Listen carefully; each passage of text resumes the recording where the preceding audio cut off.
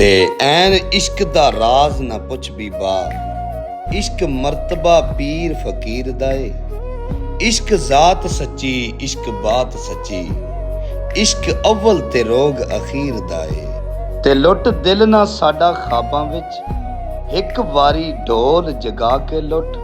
सानू दस के लुट, खुल हस के लुट, साडे होश हवास उड़ा के लुट।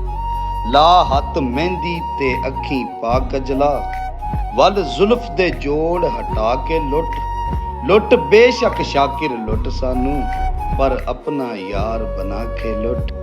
ते होर किसे भी रोग दा भोरा खतरा नहीं मैनू, पर जेड़ी इश्क बीमारी तोबा ए। जेड़ी ओदे नाल गुजारी क्या कहने, पर जो ओदे बाज गुजारी